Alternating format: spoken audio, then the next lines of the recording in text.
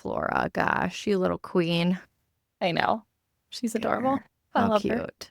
How They're cute. both in here. Royce is staring at something on the floor. I made the bed over Bentley so he might like emerge from like I kept trying to get him out and he wouldn't get out. I was like, fine. He's in there. He's just sleeping away. I love it. I want to come back as him. I said that It's the other just- day. In my next life, I want to be Flora. Yeah, he's like a cat. He just sleeps all day. He's so old. He's so old. Maggie, I am so excited to hear all about you, but also being a two. I've heard so much about you that I also feel Yes. like I know you, but I can't wait to hear all about this. How excited. This is very exciting and even more exciting because now I have like all the questions. I might have some answers. All right. Holly, do you want to like kick us off? I will do that. So, if you're new, which you could be, because we're right at the beginning of a year, so maybe you're searching Enneagram content for development purposes, you have stumbled upon Tana and I's podcast called Enneagram Adventure. Tana and I are IEQ9 certified coaches with that tool. And today we have a special guest, a listener of the pod and longtime friend of mine, Maggie. Hello, hello. Maggie is an Enneagram 2. She's a little bit newer to the Enneagram tool, though. And so we're going to unpack a little bit about her profile today, ask her all kinds of questions about becoming a 2, all that sort of stuff. What am I missing, Tana? I think just always reminder, disclaimer that Enneagram is used and based off of your core motivation rather than behavior. So different than other assessments you may have taken in the past, which is why it's super interesting and good for development, but also like not only development in yourself, but reading your relationships, how you see other people in a little bit of a broader understanding. And that this tool is not meant to put you in a box. It's just meant to a deeper understanding of why you may be the way that you are. And you are a little bit of all 9 numbers. You just happen to be more of one. Yes. All of that's very important. We're not looking to label anyone. We're all about deeper understanding of ourselves. I am very excited that Maggie is here for multiple reasons. I feel like I know Maggie at this point because I've heard so much about her, but I am the resident 2 on the pod, so it's great to have a fellow 2 on and in our space. We just took a look at the coaching companion for your assessment, and based off of that, I have a lot of questions. I see a lot of similarities with mine. I want to kick it off with a question of like, when you got your results back, did they immediately resonate? Were you like, yes, all of that tracks? I think yes. I'm trying to think when this was, but maybe a year and a half ago, 2 years ago. I was over here at Holly's house and we were just in the hot tub and trying to figure out what my number might be. And I think we thought it was 2. Yeah, we pretty much narrowed it down. Yeah, Maggie self-identified at that time as a 2, just with me going through, well, a 2 is this motivation, this, that, the other thing. And as we went through all of the numbers, 2 resonated the most with you, I think, just on the description. But then also we went back and forth about 7, because I was like, I see a lot of 7 in Maggie also. The thinks like. So, yes. And she is a thinks like a 7 for those of you who know tri-type, but we'll get into that. So, yeah. So anyway, I think it did resonate. I think going through those questions with Holly, like that was what made sense to me. So I was not surprised when I took the test, and that's the result that I got. Were you triggered by your results for any reason? I feel like I was not triggered immediately, but then listening to your podcast, some things that I felt triggered. Okay, that's fair. That's fair. The reason I ask is I know like when I got my results back, first of all, it was kind of like a work environment where I was reading my results. And this leads to my next question for you, but the softness associated with the number, like to the considerate helper, it was very like maternal, very like, I don't know, it just gives like all of those like nurtury, self-sacrifice vibes. And me being the very ill, self-aware person that I was at the time. I'm working on it. I was like, "No, but I'm stronger than that. I'm more independent than that. I don't I need think to I've be like liked." swung on the spectrum of that at various points of my life. And yeah, I think the considerate helper part was definitely a strong part of like my childhood and growing up. And then I think I needed to take some time where I just like separated myself out from like needing to take care of people. And that showed up as me like moving halfway across the country and like not talking to my family as much. And I've come back more recently to more of like the nurturing side of things, and I love it now. Like I love to be able to like take care of my friends, and yeah, I don't know. I think I've swung to different sides of that at various points in my life. Okay. Okay. So my next question, because your three wing is like pretty prominent versus the one, how does that show up for you? I know you're an athlete, but like, how does it show up for you everywhere else? Okay, so remind me how that would show up because one is more like perfectionist. Right. One Yeah. is a strict perfectionist, three is a competitive achiever. Mhm. So for three, like to give you an example, for me, I show up a little more three at like in work life. But at home, I'm, like, strung to lean in a little bit more to 1 or, like, my 8 stress line. So for work, it shows up a little bit like aiming to please authority, like, wanting to be seen as really competent and being deeply insecure about not being seen as competent. That's a little bit how it shows up that way for me Mhm. at work. Yeah. Well, it's interesting you bring up the work example because I was actually just talking to one of my friends about this recently because I started a new job in mid-November.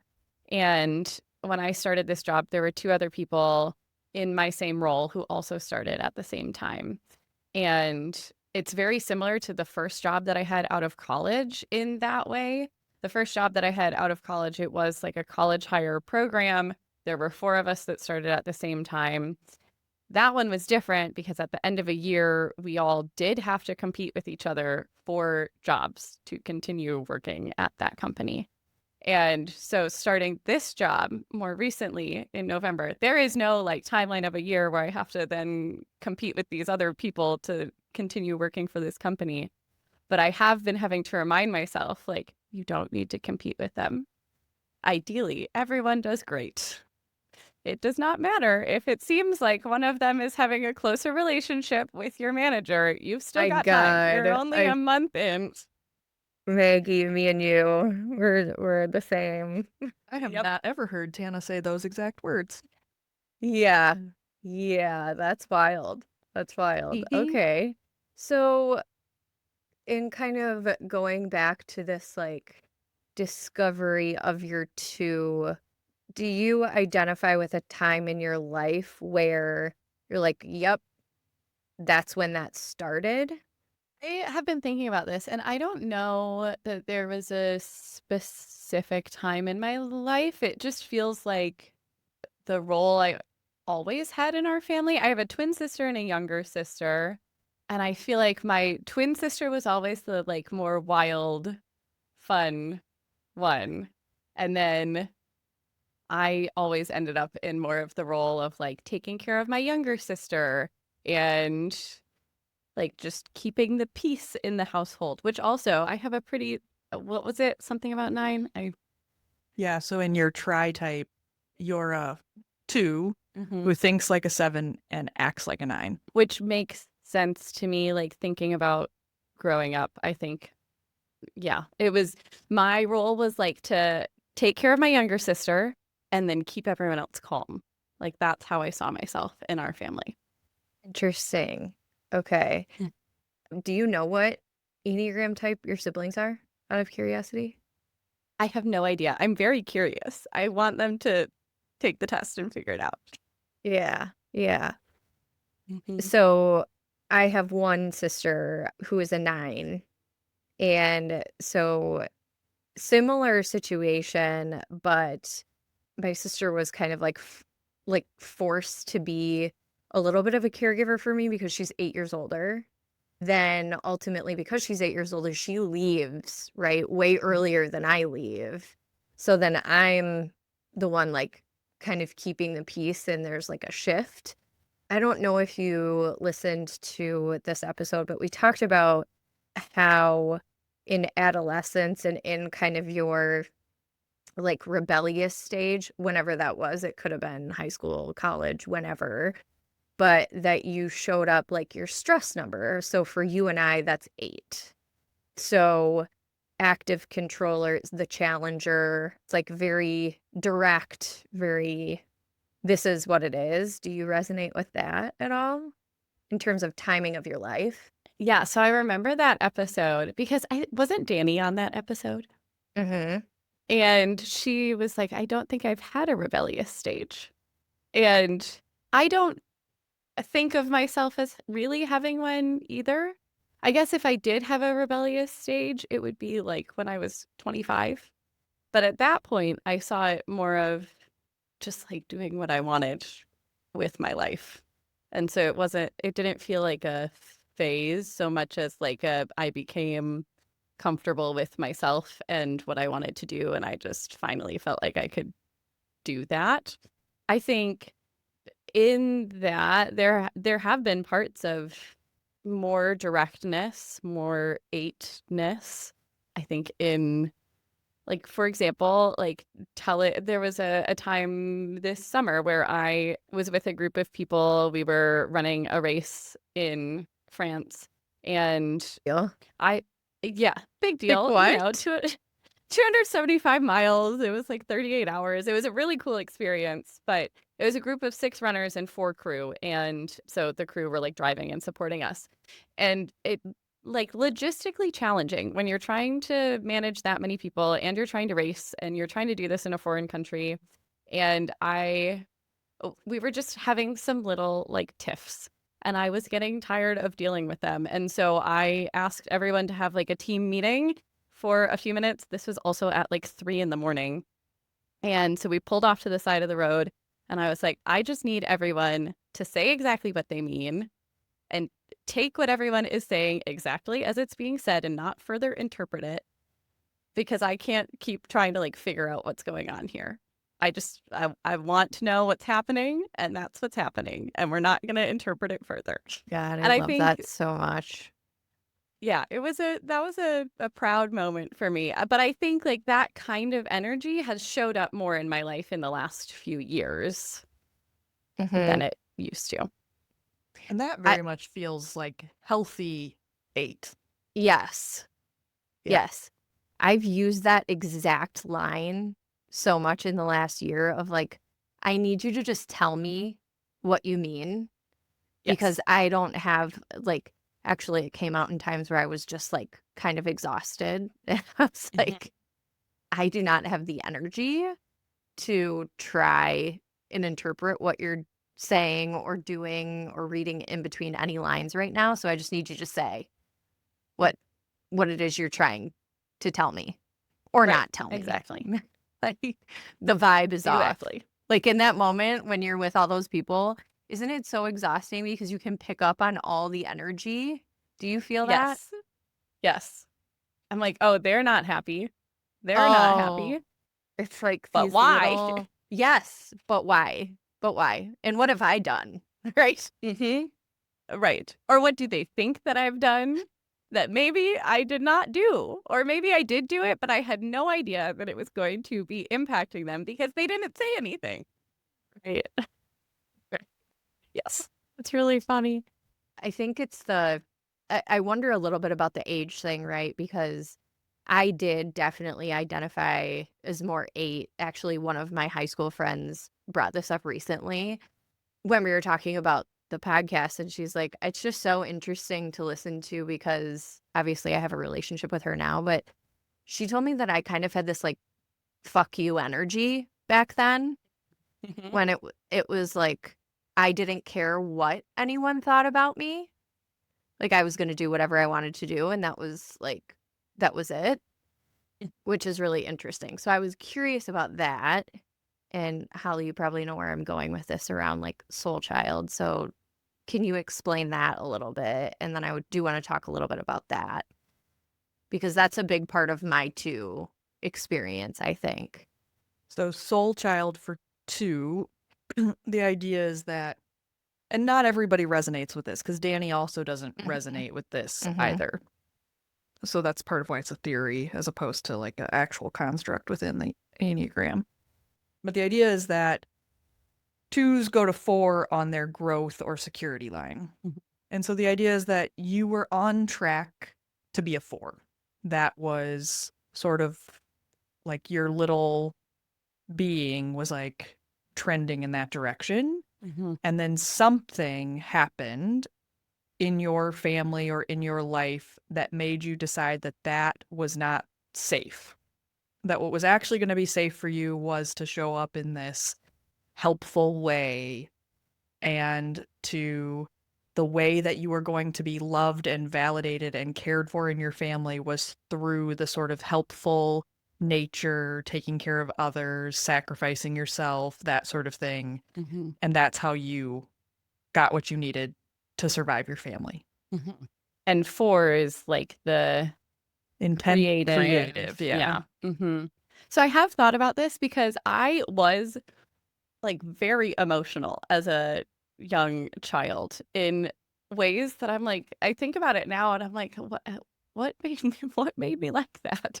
Yeah. I have this one Yeah. memory of I I was less than 5 years old because we were in the first house that we lived in when I grew up. And I just remember I was like looking at a picture. I was in my bedroom. I was looking at a picture of my uncle who lived in Ohio. Well, no, he didn't live in Ohio at that time, but he didn't live close by. And thinking about my great grandparents who had put like the wallpaper up around the top of our room, who lived out in Massachusetts, New Hampshire. So I didn't get to see them that frequently either. And I was just like sobbing. And I was so sad that I did not get to see them frequently. And I did not have this like close relationship with them because they were so far away. And I was thinking about how like I didn't get to know my grandpa on my dad's side because he had died when I was like less than a year old. And I was like less than 5 when I was like, I have this very distinct memory of this. So I was a very emotional child.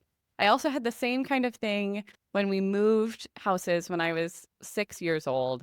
I was so attached to the house and I was so sad that we were leaving the house and thinking about all the memories that we had there and like the neighborhood that we were in, and leaving that was really hard for me. I think I was creative a little, but maybe not. I don't know. I didn't think of that as like a huge part of my personality, but I love to like sing and play music and oh, we've got oysters. I think it's Aaron next. Or Eric. Hold on. I didn't The even dog's hear out of the room. her. It didn't like, Did you hear him? Did you hear no, Royce? no. Oh, they're barking. Oh, I couldn't hear a thing. Okay. Mm-mm. What do you mean? I guess Just, that's like, good. leapt up. Yeah. Oh. See you later, Um, dogs. Well, that's super interesting, Holly. That kind of reminds me of like how Hector was talking, and Hector Yeah. is like a longtime listener and he's a 4. I definitely also have that same, like, I think I was pretty emotional, but mine was more like the being unique side of 4. Like, I'm going to be different. I'm going to do like my own thing. So that's interesting. So if you think back to like all of that time, because that was around like age 4, right? Was there a time that you can pinpoint that changed? Or was there like anything significant? Nothing specific from that time. I'm trying to think because also the thing that you just said about like being on the uniqueness side of 4, that made me think like I don't think I really showed up in that way, but I also wonder if that's related to being a twin. And I never felt like need or attention when I was younger around being similar to her and like needing to be unique from her. No, I can't think of like a specific thing where there was a switch Are you an identical twin? Or or fraternal. okay. I'm curious about that because there's a couple identical twins that I know that I remember being kids with, and they would be so annoyed when their mom would dress them the same.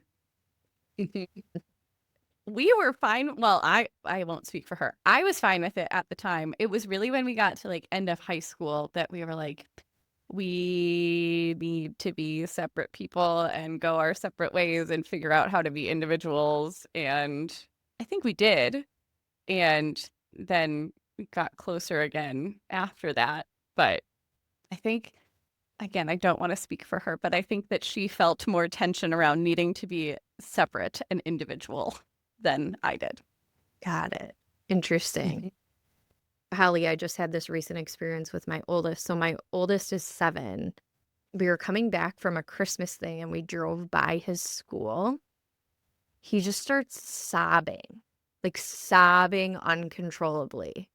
He's like, I miss my friends. I want to go back to school. Like he was having like massive feelings about it. Like we pulled into the garage, was still sobbing. Walked into the house, still sobbing.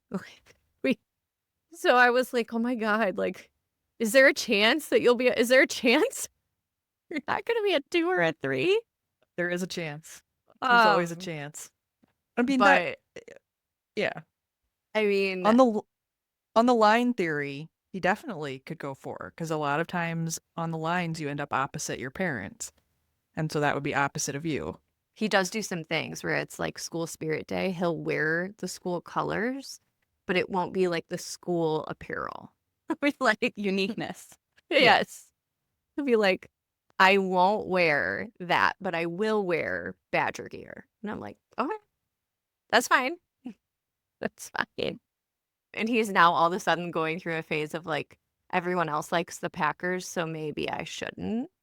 So he asked for like a Joe Burrow jersey and like a Saquon Barkley jersey. It's ridiculous. I wish I had more 4 energy because that is my lowest number, even though it should be like our growth line, right? So can you easily identify, this is a little bit of a question in the last episode that Holly and I have talked about. So my 1 and my 8 for me get like kind of blurred where the behavior is very 1, but the intent is control. So it's very 8. And your 8 is lower than mine. And so is your 1. So I'm curious about that. Yeah. I would say probably if you ask people who knew me when I was younger, they would probably guess that I am just like straight out a 1. It's funny. I was actually just talking to my mom about this earlier today, how strongly that has stuck with me. Like most of the people in my family still think of me as very much of a perfectionist. And they'll say things now where I'm like, I don't identify with that at all anymore. That is not who I am. But it's really stuck with me because that was, I think, a big part of how I showed up as I was growing up. To that point, being perfect can also be like, because for me, it was like an expectation that my needs were like not needs, like that it was like quiet or that like I needed to be helpful so that like can be perceived like perfectionism. Like you're trying to do the thing that you're supposed to do. So that's kind of how my sister read a little bit of my stuff too. Yeah. So that's Yeah. interesting. What's interesting to me, because I don't know you prior to the last 5 years, I have not ever read you as a perfectionist. Not at all. That was not like, if it was on like, you're like, Holly, guess what Enneagram that would not have made my top 3. Not even close. And yet it is still the personality type that most of my family expects when they see me. That's funny. That's funny. Yep. We're busy like trying to placate to the relationships and like what the other people around us need. Yeah. Yeah, exactly. So that could be a little bit of it too. But what I was talking about on the last episode is like It has to do with, like, the physical environment, so if I'm stressed out, I will often, like, do something wildly unnecessary, like, completely purge my entire wardrobe within, like, 15 minutes, like, I'll just get in this mode where I'm just throwing everything away. So it's more like a physical thing. Mm-hmm. But it's about the control for you. It's about the control. It's about, Mm-hmm. like, this is a thing that I have control over that I think will help make me feel better. Mm-hmm. Because the thing I can't control is making me feel like shit. Right. Gotta take it where you can. Right. Sorry, Holly, I've been berating her. Go ahead. No, you're totally fine. You're totally fine. Let's talk a little bit though about the I do think in what you said about being a kid, particularly super emotional leaving the house, that Mm-hmm. does sound like 4. So we don't have to unpack it today, but it would be interesting for you to like reflect on like where was the pivot moment where it was like, oh, I must be helpful. I Mm-hmm. have to be the kid who shows up and takes care of and Mm-hmm. that sort of thing. So I would be curious if you do land on a, oh, it was this moment or whatever. It typically happens before the age of 8 Hmm. for most people.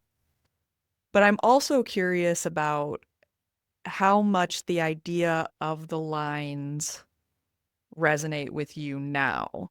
Like when you are super stressed, do you find that you are wanting to like take control of things? Like obviously you gave the example of doing the healthy side 8 thing when you Mm-hmm. were racing in France, but are there other times where you find yourself defaulting to that?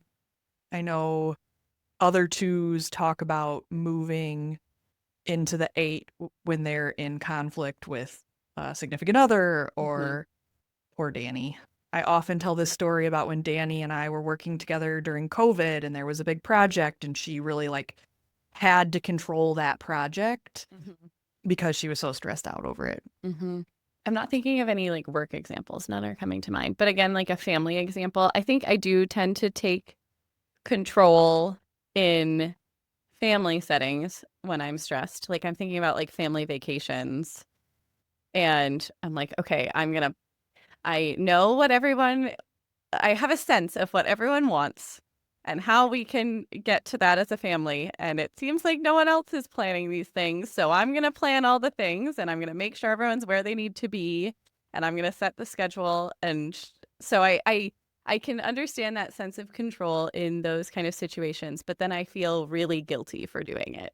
And I feel like then I've taken away everyone's like opportunity to do what they might have really wanted to do, which I think also is just making an assumption of what people want.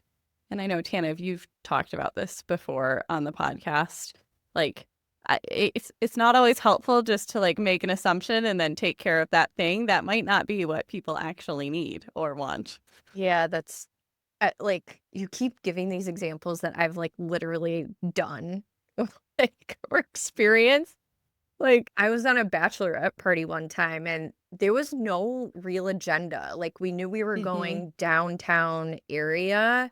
There was like we would do brunch somewhere and then we would go like shop, right? Like and I just remember being like, okay, like what do we want to do? Like, what do we? And I'm like, oh my God, I'm so stressed out. Like, there's no rhyme or reason to how we're moving, but we need to move as a unit. And this is very Mm-hmm. stressful. Like, maybe not everyone wants to go into Nike. Like, maybe people in crossing Right. that main street in Chicago, I forget what the street is that everybody shops at. It's Michigan. Like, Mm-hmm. crossing that street, like, even to break the group in half, I was so nervous because I was like, logistically, how the fuck are you gonna find these other people? Like, how, like, Right. I was in Nike and I took one look at the line and I'm like, no way am I gonna be able to shop, not annoy the hell out of everyone I'm with because I'm waiting in this line. So I literally had something in my hand and I went and put it back because I was like, this will bother other people if they're ready to go. No one was ready to go. Nobody actually cared. Nobody gave a shit. But, like, I was like, I left the Nike store and was waiting outside, and I was looking at other places, like, to go next to offer suggestions, and Yep. I went up to the bride and I was like, I am totally just offering, I don't care what we do. I do not care. I'm just saying that, like, these are the options. Again, me being like, what are we doing? Where is everyone Right. going? The other time I think of this happening is, and this still happens now, whenever my family goes out to eat at a restaurant, we will do the thing where like the waiter comes over and they're like, "What do you want?" And everyone just like looks around at each other. They're like, "Are you ready to order?" Everyone just looks around at each other. And then I'll Yes. just be like, "We're having this, this, and this as our appetizer." Yes. Yes. Like, everyone good with that? Okay, great. Right. I'll be Why like, are we? Why are we? We are. This is like a whole different thing based on our most recent trip to Spain, where there was like a whole like bunch of planning that was happening, and I was having like full 7 mode of like, I cannot make a single plan. Like, please don't ask me to choose what I'm gonna do in 2 weeks. I don't know. Like, But then, like, do me. you reach a point, like, after you've done so much of that, that you get to a point where you're like, I don't want to make any decisions. Like, for the love Oh, of God, someone absolutely. else make a Yes. decision. Because Yes. then, like, I, of course, get mad at people because I'm like, I've done all the decision. I forced these decisions. I thrust them upon everyone else. But Uh-huh. here I am being pissed off that I made all the decisions. Uh-huh. Yep. I absolutely understand that. I'm like, I would love for someone to decide and just take care of it. That would be so nice. so here's the question for the two of you about that. Because, like, a lot of times people say that, but then when it actually comes down to it and somebody else does make all the plans, I I find that sometimes then I'm not saying you, I'm just Mhm. saying some people who are like, not, then don't like it. Right? So like you're like, Mhm. I don't want to do it. Somebody else do it. So somebody else does it, and then they're like, and then you're like, well, wait, Well, that isn't actually what I wanted. it depends, because if it's not the way how I would do it, but they arrive at like the same solution, it's okay. But if both of those are incorrect, the how and the what, then I'm like, you've answered incorrectly. You've decided incorrectly. Uh-huh. I think it would depend on the context. It would depend on what the thing was. But I think more than anything, I think so much of like me making these decisions, I do see as me like taking care of other people. Like I'm like, okay, we are hungry. We're gonna get angrier at each other if Yeah. we're just sitting here not eating. So I'm gonna order these appetizers. They may not be exactly what you want, but you're hungry, so it's good for you. Have I'm a Snickers.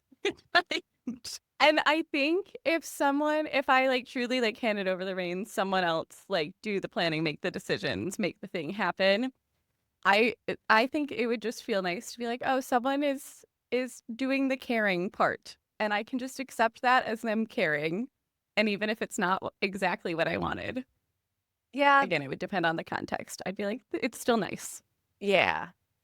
Yes, context matters. I will tell you like a story of when I was proven correct that I was set up for a situation where I was going to have to make all the decisions. Just ask me. Like, it was the first time we traveled with my children, like through an airport, right?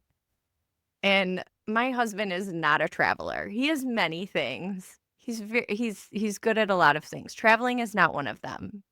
We get to the first security line in Madison. And the whole time, like, I have the phone, I have the tickets, I have like the electronics at the front of the pouch of the bag. So then life is easier, right? Like, I have thought of everything.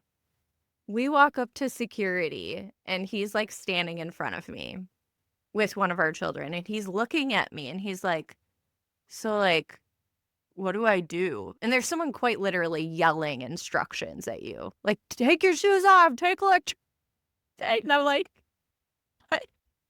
There's 16 signs for what you do. And I'm like, Follow nope, directions. every decision from here over the next 5 days is all mine. That's Which also was like, hilarious at the Madison airport, which oh my is God, like there's the like no smallest, one. easiest airport to go through. It's I'm a pretty sure I've desert, taken like, stuff through there that you're not supposed to take yeah. through. God, it was awful. And then like similar experience coming back, but that time the security person just doing his job, right? Like pulls my, at the time, 6-year-old aside and he's like, do you know these people? And points to my husband and I. And he's like, that's Tana and Landon. I'm like, God damn it. He is not like, we are his parents. I swear to God. I brought, like, I'm a thinks like a 6, you're a thinks like a 7. I brought his birth certificate as proof. Like, Oh my gosh. That brought is bold. a folder with like laminated copies of everything. Just in case. And where were you going? Florida? Yeah. Like, what? They were not leaving the country. People drive to Florida in a day. Oh, that's funny. That's hilarious. I love that story. It's wild. But yeah, so I had to make every decision for 5 days. And I was exhausted. Oh, poor guy was Yeah, holding also- all the bags. It's interesting, too, a little bit, because in your tri-type, you're a 2 who acts like a 9. Mm-hmm. And 2s and 9s sometimes get confused in terms of, now on your profile, your 2 is very high. So it's not like your 9 is like within a tie where we'd have to worry if you are a 9 versus the 2. But it's interesting because 9s struggle so much with all the things that you're talking about that you do in an effort to be helpful and anticipate needs. Mm-hmm. Like Aaron would not ever order appetizers for the table. We would sit there and stare at each other in silence for 15 minutes until the waiter comes back and I decided what we were ordering for appetizers. He would never do that. So, or if I was like, please order the appetizer and I got up and left the table, then maybe he would, but not, like otherwise he would defer. That's part of the keeping the peace with the 9. So it's interesting to me that you're an acts like a 9 and yet you do have these like very directive sort of things that you do. So how do you think the 9 shows up for you in that tri-type in terms of that like peacekeeping behavior? Yeah. I think it's like in knowing the people that I care about well enough that I can anticipate or try to anticipate what they want or need so that when we get into these spaces of like tension or conflict, I can just like resolve that so then there is not a conflict or tension. It still feels very 2 to me. Interesting. It does, but I guess like my question maybe about both is I don't know how close in age your siblings are or like kind of what home was like, but kind of the peacekeeper type of behavior was more so around kind of all of the chaos. So like it's best to try to just like assimilate like to whatever decision you think is right. So like she might flex into 2, but maybe it Or maybe feels does the 9 come through for you in deferral of other things? Like there's a 9 Tana and I know who she listens to this sometimes also, but she tells the story of having a roommate who was like an LSU football fan and that she did not care about LSU football at all, not even a little. And yet she would do all of the things with her roommate, buy the jerseys, go to tailgate, know all the cheers, do like all the stuff because it was just easier to do what her roommate wanted to do than to express her own desire to do something different. I don't think to that extent. I'm trying to think. or is it like a I don't know sees that I all really sides? identify with that. Is it like a sees all sides thing? So with a 9, in the 9 that both Holly and I know does this really well, like if I were to bring her a problem, she'll be able to say, I see how it could be this way, or this way. What are you like, what are you trying to understand out of it? She can get there no matter what, but like she's able to see all angles of, but that can also be 2, I guess. Yeah, I was gonna say, like, I do, that makes sense to me. I think I do that. I can think of an example just recently. One of my sisters was telling me about a conflict that her friend's family is having. And my sister and the family, her friends' families' consensus is that this one person is like the issue in this situation.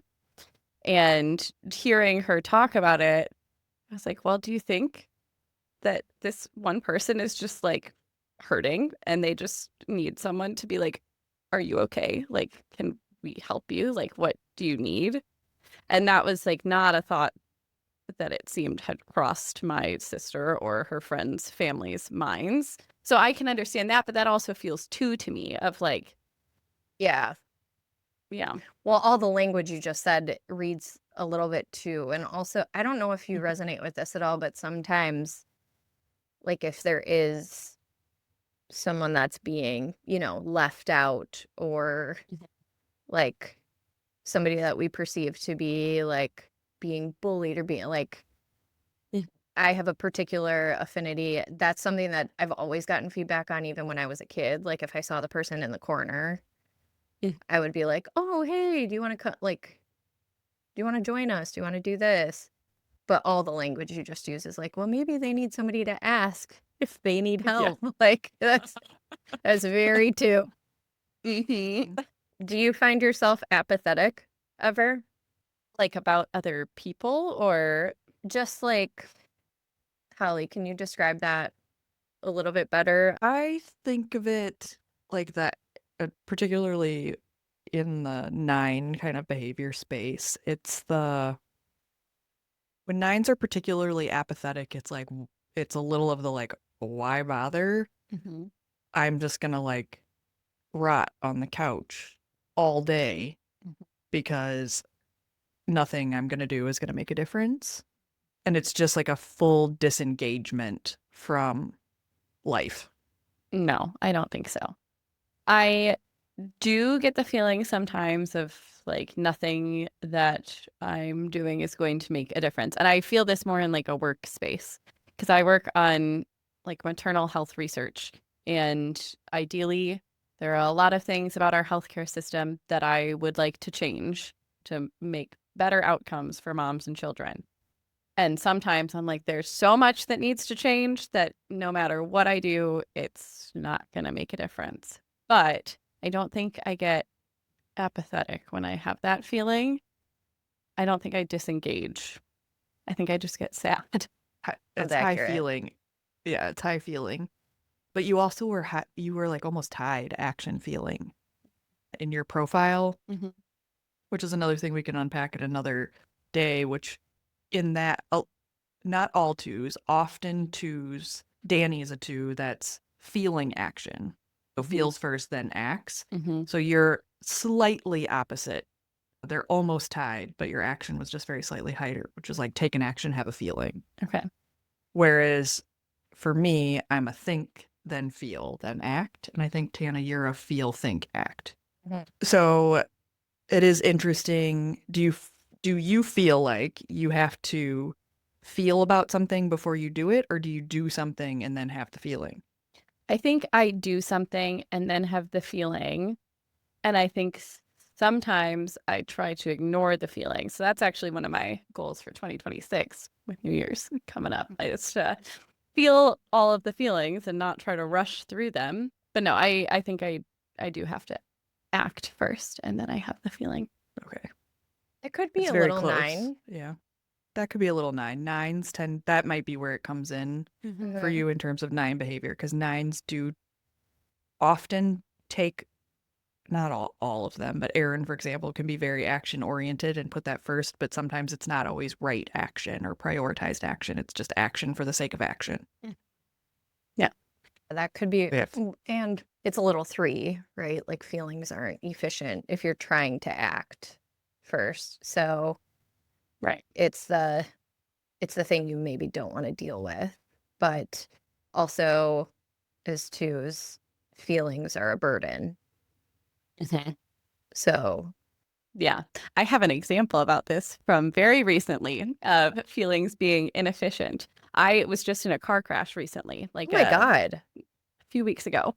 Yeah, I'm totally fine. My car has been repaired. It's all good. But this happened and I was like, okay, I've got to tell my parents and tell other people.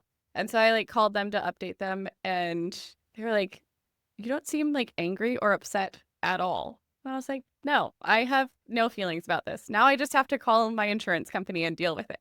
But like, it is what it is. So why would I feel anything about it? I would have a feeling.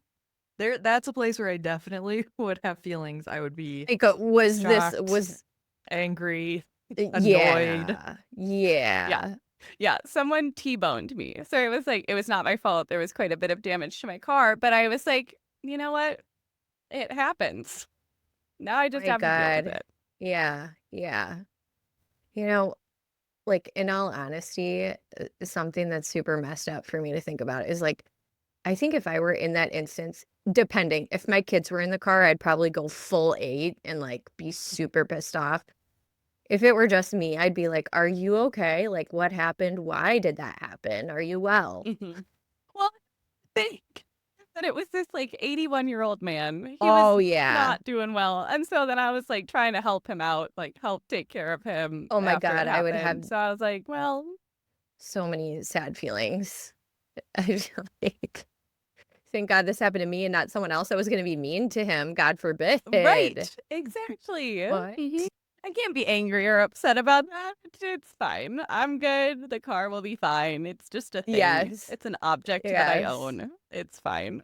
In some ways, that's so healthy and so mature, and in other ways, I'm like, that is so avoidant. A little bit of both. That's funny. I know we're, like, getting close to wrap here, but, like, Maggie, is there anything I mean, everything you've said is like we share a brain, hmm but is there anything that, like, really sticks out to you about being a 2 that you would wanna share? And I think this is another question that we've asked people is, like, what is something about you as a 2 that people may not, like, immediately assume or you would want them to know based off of your experience as a 2? Yeah. I think the thing that I've been thinking more about being a 2 and listening after listening to your podcast and some of the things that you've said, Tana, is about like controlling the story.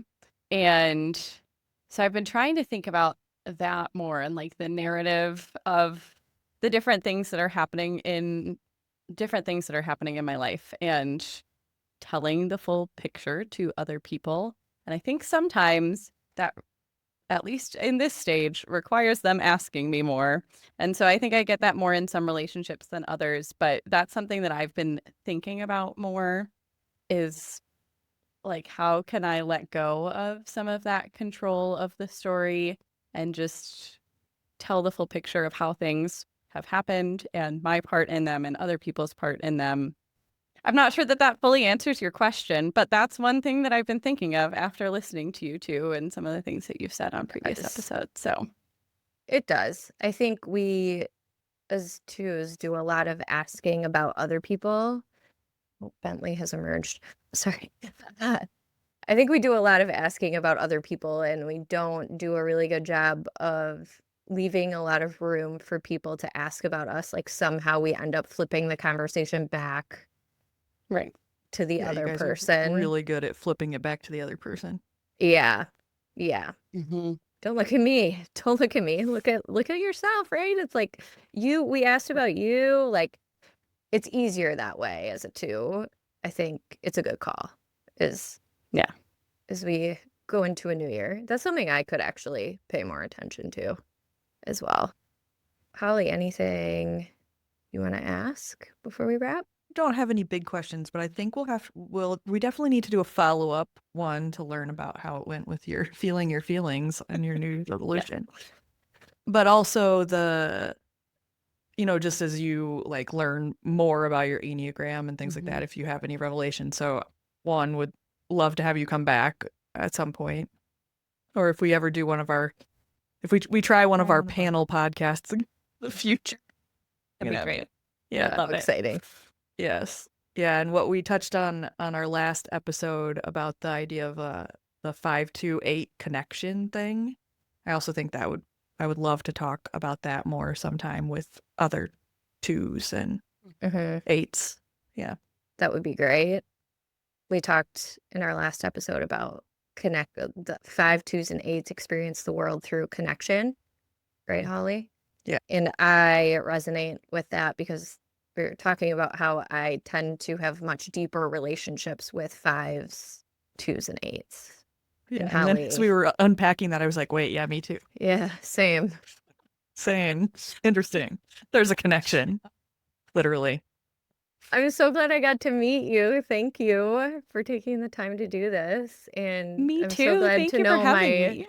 confirmation that we share a brain. I figured as much, I love but it. thank you. It was so good to be here. Awesome. awesome. Well, this was super good. All the things we always say, but just in case you're new, please follow us. We're on all the channels except Facebook. And like, subscribe, comment, leave a review. If you were entertained by this at all and you would share it with a friend, we would love that. It helps the podcast a ton. So, anything else? No, I mean, engage with us. If you want to be a guest, let us know and share with all your friends. Okay, cool. I'll Okay, talk to you later, cool. Tana. Bye. Bye.